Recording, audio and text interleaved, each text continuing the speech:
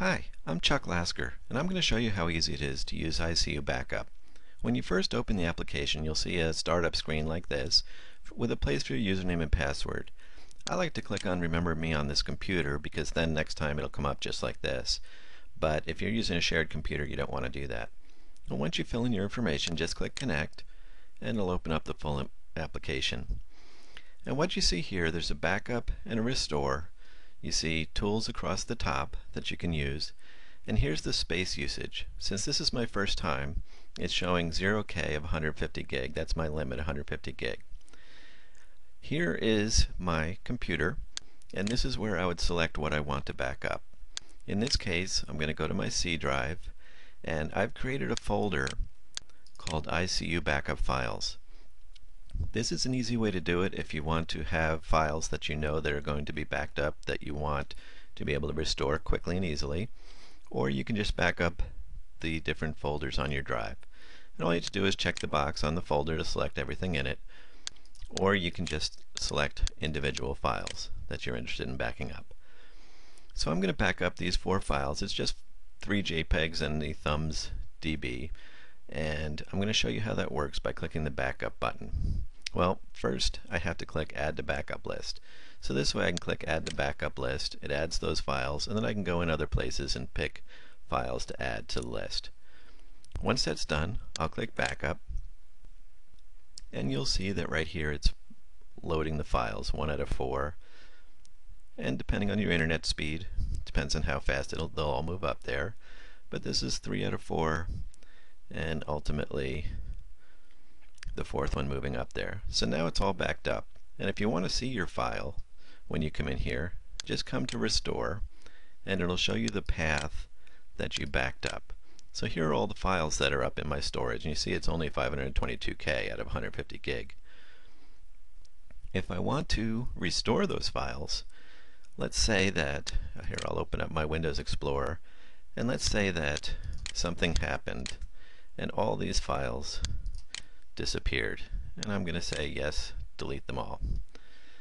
I can come into my ICUBackup, come to Restore, check for all the files I want to pull back down, and just click Restore. It'll ask where I want to restore them, and so I'm going to come down to my ICUBackup files folder and say OK. And now it pulls the files back down, restoring them into my hard drive. Once those are down, I will open up my Windows Explorer again and show you that they're now back in place. So that's the basics of what you would need to do on a day-to-day basis. Now let's do this. It's finished with the restore. I'm going to come in and I'm going to delete the files again. Actually, I'm just going to delete this one file, and I'm going to click on Synchronize. With that, it will synchronize any files that are missing on my hard drive with what's up in the backup, and vice versa.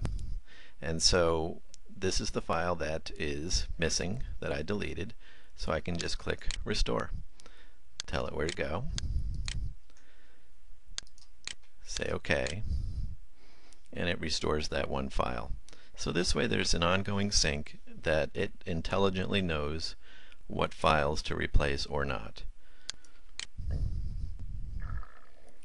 Now let me pull this up again and delete that file again.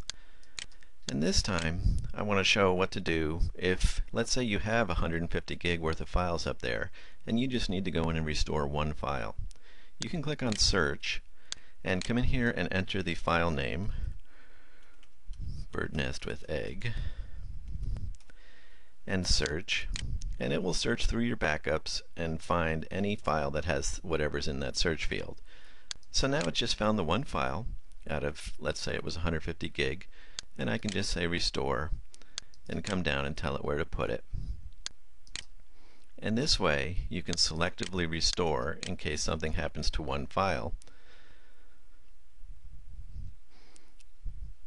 The other thing that you can do, I'll click Close and go on Restore.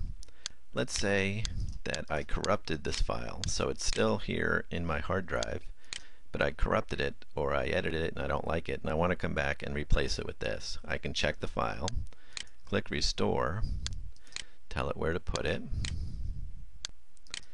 say OK, and it'll actually say there's a file there that already exists, do you want to overwrite it? And I can say yes, and it overwrites it. So the file doesn't have to be missing on your hard drive for you to be able to get the copy that you had backed up. There's also a way to schedule, which is, I think, a good idea, to have it set up to maybe every day go in and sync the different files from your hard drive to your backup. And when you first click Schedule, it'll come up and ask if you want to allow scheduling, and say yes. And I can click on Daily, and it has a start time with today. I can change it to a different day to start. And it's Monday through Friday, but I want to add Saturday and Sunday. And I'm just going to call this Test and Create. Oop.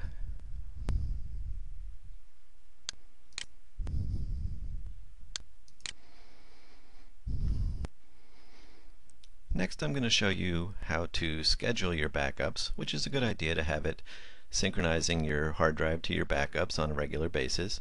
And it can be done automatically, where ICUBackup puts a little application that shows up in your taskbar, and at set times it schedules a backup. So first thing I want to do is make sure I have a backup list. So I've got these files, and add to backup list. Next, I can click Schedule here, or I can click Backup Schedule here, and it asks if I want to turn on backup schedules, and I'll say yes. And I want to do it daily, and I want to do it 7 days a week, and I'm just going to call it Test and Create. And the schedule was created successfully. So now on those days, it will synchronize the files that are in this backup list with what's up on your hard drive. And a few more things to show you. If I go to Tools and Preferences, there are several things that you can select here. You see that's where the schedule backup was turned on.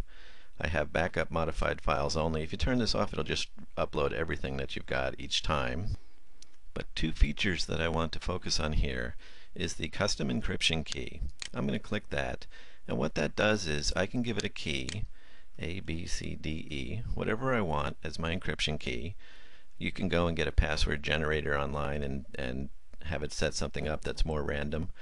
You definitely don't want to do something that's easy like your name. And once you set the encryption key, I'm going to say Set. It's A, B, C, D, E. Now when I do the backups and restores, I can only do it when entering the custom encryption key. The key to that is make sure you remember it. If you forget it, there's no way that ICUBackup can get it back from you. But this way, it is much higher level of security than without the custom encryption key. There's also a place where you can say exclude files from backup. So let's say I had chosen my entire hard drive, and I can click Add here, and I want it to save all of my hard drive, but not Windows. So I say OK, and I can click Add. I also don't want it to save my program files folder. Figuring that I don't need those, I can then set those up to exclude. And now when I click Save, the custom encryption key is set, and the excluded files are set. And it's as easy as that. If you ever need support, click Support up here, and it'll pull up the ICUBackup website where you can come in and enter your support request, and we will help you get going.